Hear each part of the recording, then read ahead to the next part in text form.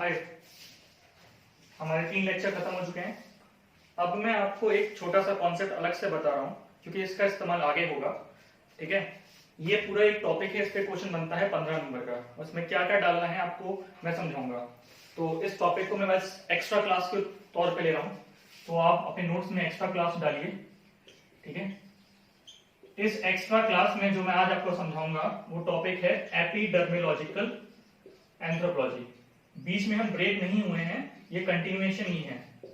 ठीक है, पर एफसीए भी खत्म हुआ है पूरी तरीके से, तो मैं सोच रहा हूँ इस टॉपिक को यहाँ खत्म कर दूं। ठीक है, क्योंकि आगे कराने में थोड़ा सा दिक्कत आ सकता है ट्राइबल इश्यूज में। ठीक है, तो एक्स्ट्रा क्लास में हम पढ़ेंगे एपिडर्मोलॉजिकल एंथ्रोपोलॉजी। ठीक है, इसको डालिए, अब इसको समझते हैं। देखो, एपिडर्मोलॉजिकल एंथ्रोपोलॉजी स्टडीज, इसका ये मतलब है कि हेल्थ और डिजीज, अगर आप हेल्थ और डिजीज को समझें, ठीक है, किसी भी सोसाइटी में किस तरीके से हेल्थ और डिजीज है, ठीक है, और उस सोसाइटी के socio cultural point of view से आप हेल्थ और डिजीज को समझते हैं, तब आप एपिडर्मोलॉजिकल एंथ्रोपोलॉजी की स्टडी कर रहे हैं। इसका ये मतलब है किसी भी ट्राइबल, किसी भी प्रिमिटिव सोसाइटी में अगर आप हेल्थ और डिजीज को उनके socio cultural point of view से देखकर causes, reasons, method of treatment, ये सब समझने की कोशिश करते हैं, तो आप एपिडर्मोलॉजिकल एंथ्रोपोलॉजी पढ़ रहे हैं। ठीक है, और ये बेसिकली ट्राइबल पीपल की बारे में ही होती है, ट्राइबल पीपल।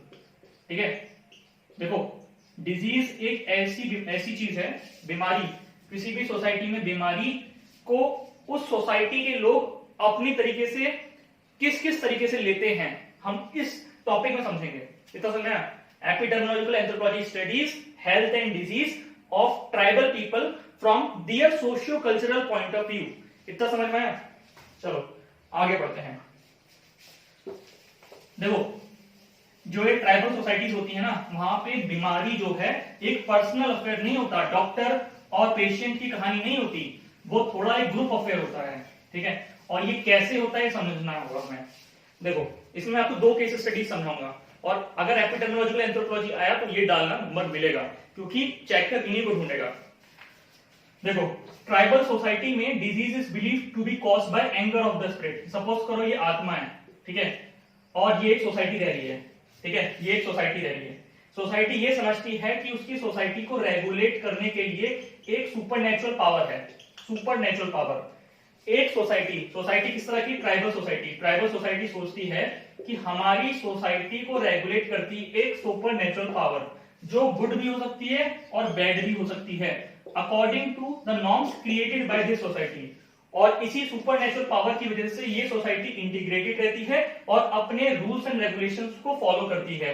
उसका ये मानना होता है कि अगर हम फॉलो नहीं करेंगे तो ये हमें पनिश करेगी या हमें रिवॉर्ड करेगी, अच्छी या बुरी। बात समझ आ रही है?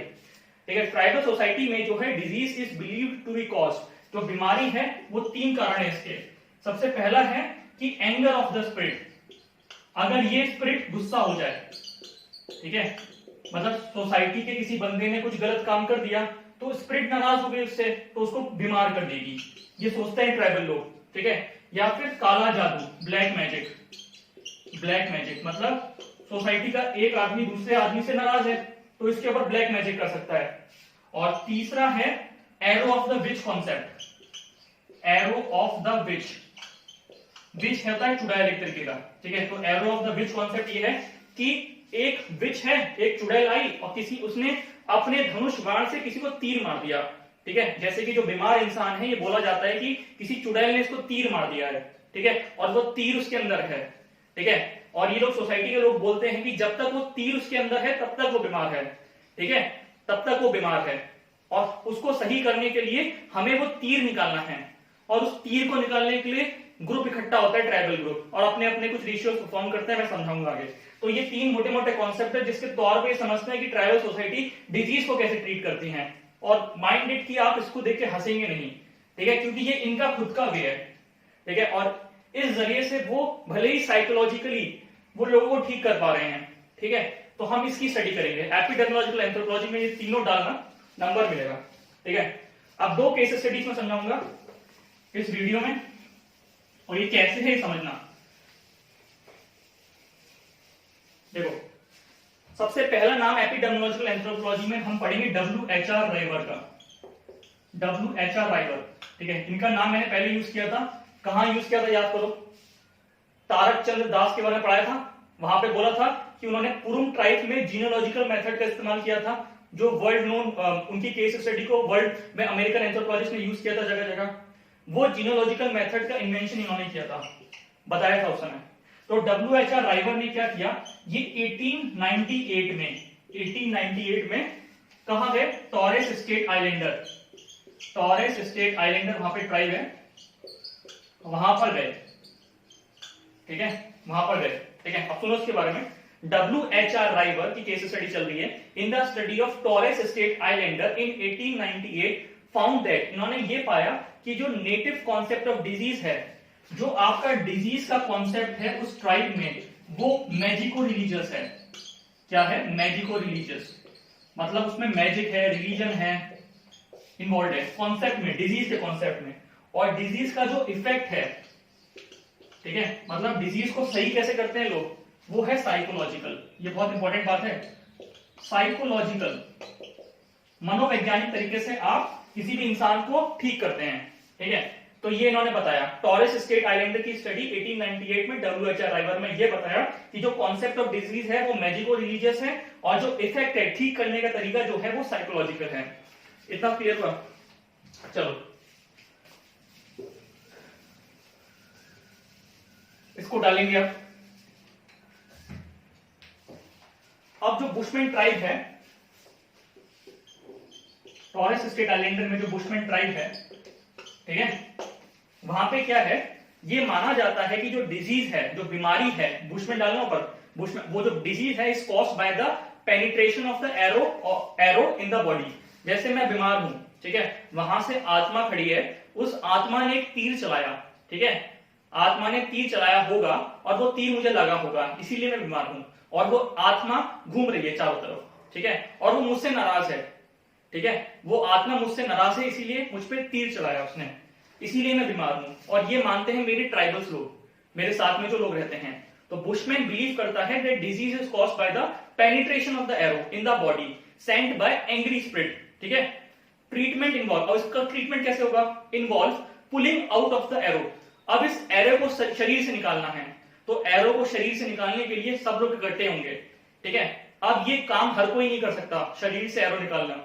इसको निकालने के लिए जैसे पंडित होते हैं वैसे ही है, झाड़ फूक वाले, शमन, तांत्रिक टाइप के, वहां पे शमन कहते हैं उसे, तो शमन आता है, ठीक है।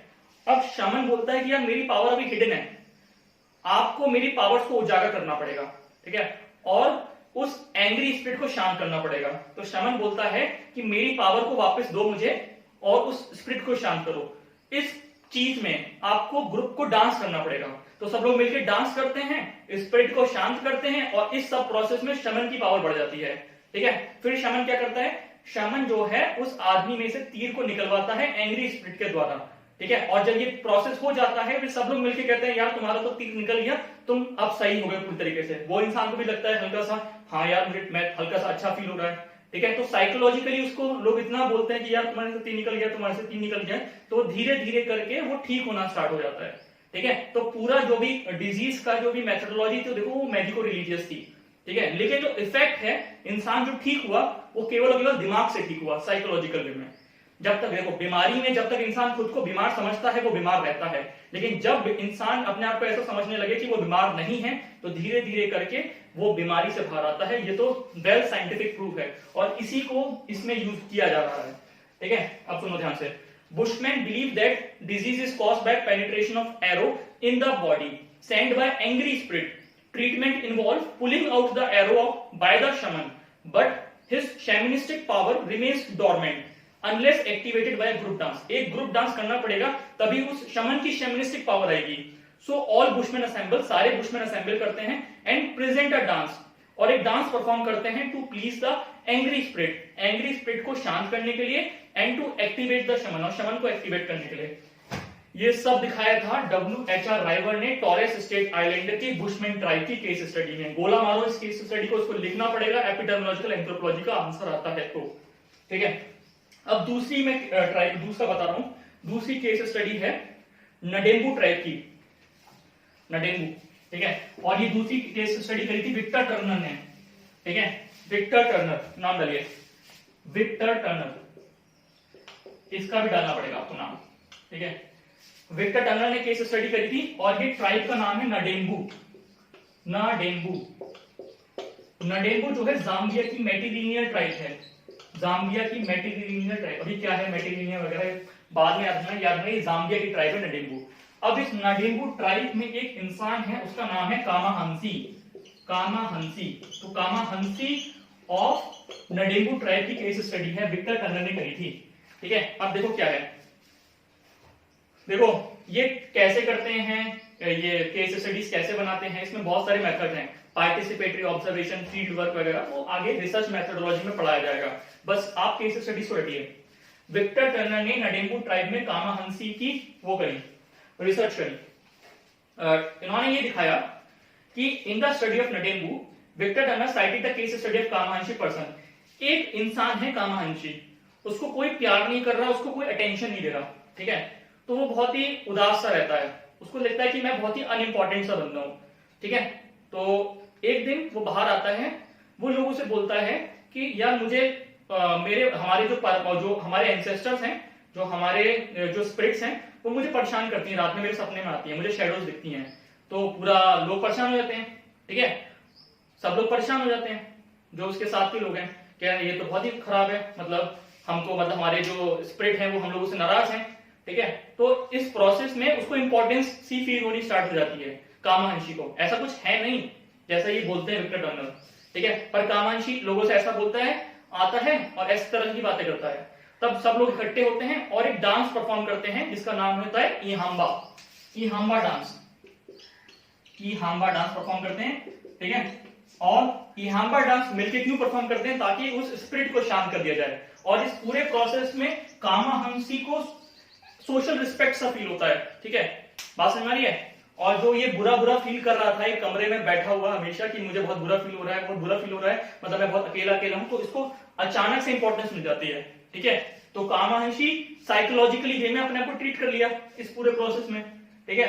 और ये यहाँ पे ग्रुप डांस इहाम्बा भी हुआ, जो कलेक्टिविज्म दिखा रहा है, एक डिजीज टाइपोलॉजी को ट्रीट करने के लिए, बात समझ आ रही है। यहाँ पे अकेलापन एक बीमारी है, ठीक है। तो कामाहंसी की केस स्टडी को डालेंगे, अब लिखना कैसे बताता हूं, ठीक है। अब पेशेंट, a psychological patient, रखना, deprived of love and attention, initially he made excuse that he is ill, वो स्टार्टिंग में अपना एक्सक्यूज देता है कि वो बीमार सा है, और remain confined in a hut, और हट में रहता है, and no one cares for him, ठीक है। और ये बोलता है, ये सोचता है कि कोई मेरी केयर ही नहीं करता है। To seek attention of the people, he makes another excuse that ancestors' shadow disturb his sleep. After this, his minor private problem, इसकी जो खुद की जो माइनर प्राइवेट प्रॉब्लम है, becomes a problem of public concern because ancestor belongs to the group, क्योंकि जो ancestor इसको परेशान कर रहा है, जैसा कि ये कामाहंसी बोल रहा है, वो एंसेस्टर तो सबको बिलोंग कर रहा है, ठीक है। सो ऑल विलेजर असेंबल्स, जितने भी विलेज ट्राइबल पर्संस हैं विलेज के, सब असेंबल करते हैं और इहाम्बा डांस परफॉर्म करते हैं ताकि एंसेस्टर को शांत करा जा सके, ठीक है। This case study shows that playing to the gallery, मतलब डांस करना, is important part of tribal therapeutic process, tribals में थ्योरेटिक प्रोसेस में इंपॉर्टेंट पार्ट है, ठीक है। ये दो केस स्टडी एपिडेमियोलॉजी एंथ्रोपोलॉजी में करना है, बाकी का नेक्स्ट वीडियो में करते हैं, ओके।